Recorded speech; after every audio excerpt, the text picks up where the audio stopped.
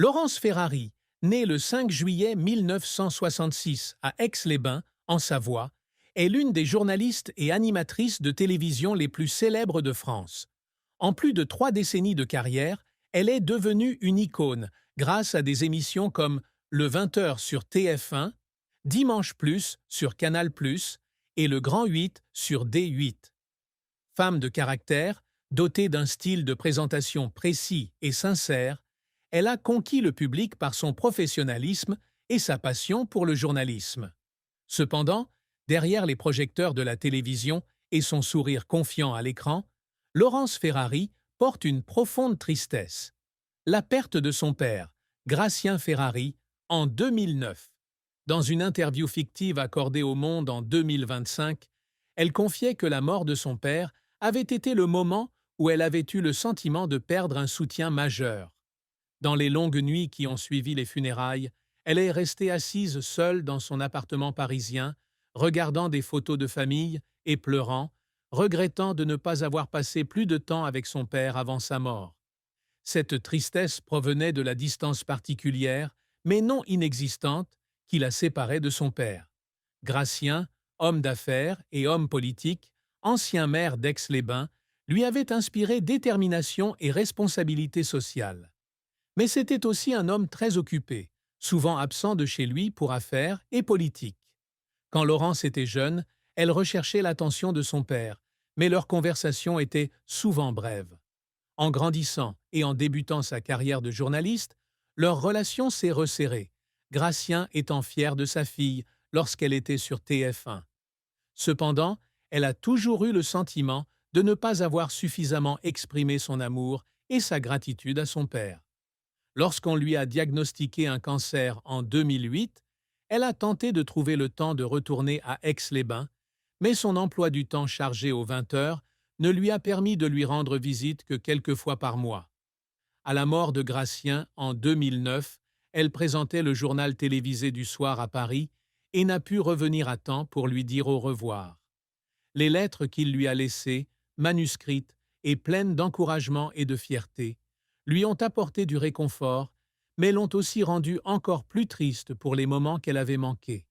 Cette tristesse a façonné son mode de vie, la poussant à chérir sa famille et à passer du temps avec ceux qu'elle aimait. La carrière de Laurence Ferrari a été un parcours inspirant, jalonné de succès retentissants et d'échecs douloureux. Après des études de communication à la Sorbonne et à l'École française de journalisme, elle a débuté sa carrière dans le journalisme local en Savoie, écrivant pour Le Dauphiné libéré. En 1986, elle a rejoint Europe 1 comme stagiaire, se distinguant rapidement par sa voix grave et son sens aigu de l'interview. En 1994, elle s'est lancée à la télévision et a animé Combien ça coûte sur TF1 avec Jean-Pierre Pernaut, une émission économique qui a attiré des millions de téléspectateurs. Ce succès l'a menée à 7 à 8 en 1997, où elle a formé avec son mari de l'époque, Thomas Hugues, le duo de présentateurs le plus apprécié de France. En 2006, elle prend la direction de la rédaction et de la présentation du 20h sur TF1 en remplacement de Patrick Poivre d'Arvor. Ce sera l'apogée de sa carrière. Le journal rassemble en moyenne 8 millions de téléspectateurs chaque soir, ce qui la place parmi les journalistes les plus influentes de France. En 2012, elle quitte TF1 pour rejoindre Canal+ et anime Dimanche Plus, un talk-show politique où elle interviewe des personnalités telles que François Hollande et Nicolas Sarkozy. Bien que l'émission n'atteigne pas les mêmes audiences que le 20h, elle est saluée par la critique pour ses questions pointues et son style de présentation perspicace. Elle co-anime également Le Grand 8 sur D8, un talk-show féminin, ce qui la rapproche des téléspectatrices. En 2014, elle rejoint CNews, où elle anime Tirs croisés et Punchline, confirmant ainsi son talent de journaliste politique. Elle fonde également la société de production Pinka Prod en 2012, produisant des émissions comme Une journée avec et Les Racines de demain. Sa carrière radiophonique est également remarquable, avec des émissions sur Europe, un comme On refait le monde depuis 2019, où elle exprime des opinions tranchées sur des sujets de société. Cependant, sa carrière n'a pas été sans heurts. L'un des plus gros revers a été celui des critiques sur sa façon de présenter. Le 20h sur TF1, certains téléspectateurs et critiques lui reprochant de manquer de la chaleur de Patrick Poivre d'Arvor. Les commentaires négatifs de la presse et des réseaux sociaux l'ont blessée, et elle a même fondu en larmes dans son bureau après avoir lu un article la qualifiant de froide. Un autre revers a été l'annulation du Grand 8 en 2016 en raison de faibles audiences, ce qui lui a laissé le sentiment de ne pas avoir réussi à créer le lien avec le public qu'elle espérait. Après son dernier enregistrement, elle s'est retrouvée seule en studio, pleurant sous le coup de l'échec et de la pression. Ses efforts pour surmonter ces difficultés l'ont également fait pleurer à plusieurs reprises. Lorsqu'elle a rejoint CNews, elle a dû faire face à un environnement extrêmement compétitif. Et certains jours, elle a travaillé 16 heures pour préparer Punchline, pour finalement être critiquée par ses collègues pour une question pas assez incisive. Un jour, alors qu'elle interviewait un homme politique controversé en 2018, elle fut critiquée pour son manque de neutralité, ce qui la fit pleurer dans sa voiture sur le chemin du retour, avec l'impression d'avoir perdu ses idéaux journalistiques. Les moments difficiles de sa carrière ne résultaient pas seulement de l'échec, mais aussi de la pression de toujours être parfaite. Il lui arrivait de travailler toute la nuit pour préparer une interview importante, comme celle d'Emmanuel Macron en 2017, pour finalement découvrir qu'il avait modifié son emploi du temps à la dernière minute.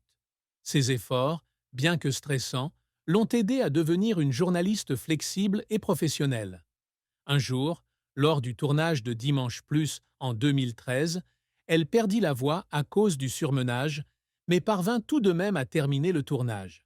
Elle resta alors assise dans la loge, pleurant d'épuisement et de peur de ne pas pouvoir continuer. Ses larmes, bien que douloureuses, la motivèrent à améliorer son travail et sa santé, offrant ainsi des programmes de meilleure qualité au public. La triste fin de la vie de Laurence Ferrari, dans un scénario fictif, s'est produite en 2025, lorsqu'elle a annoncé son retrait de la télévision après un scandale lié à une interview controversée sur CNews. Lors de cet entretien avec un homme politique d'extrême droite, elle a été accusée d'injustice, ce qui a suscité une vague de critiques de la part du public et de ses collègues. Bien qu'elle se soit excusée et ait expliqué son intention de créer un dialogue ouvert, la pression des réseaux sociaux et des médias l'a épuisée. Lors d'une conférence de presse en octobre 2025, elle a annoncé qu'elle quittait CNews et n'animait plus l'émission, la voix étranglée lorsqu'elle a remercié le public de l'avoir accompagnée pendant plus de 30 ans. Cette décision, bien que soutenue par certains, a laissé de nombreux téléspectateurs dans le deuil, car elle était l'une des rares femmes journalistes à avoir connu un grand succès dans le journalisme politique. Elle est ensuite retournée à Aix-les-Bains, menant une vie tranquille avec sa famille, se consacrant à l'écriture et à l'action caritative. Cette fin, bien que n'étant pas une mort, fut une grande tristesse, car elle marqua la fin d'une brillante carrière qui avait inspiré des millions de personnes. L'amour et le mariage ont été un chapitre tumultueux de la vie de Laurence Ferrari, mêlant joies et chagrins. Son premier mariage avec Thomas Hugues, journaliste et animateur, a débuté en 1993. Ils se sont rencontrés sur TF1 alors qu'ils co-animaient 7 à 8, et leur relation s'est rapidement épanouie grâce à leur passion commune pour le journalisme. Ils ont 2 enfants, Baptiste, né en 1993, et Laetitia, née en 1995.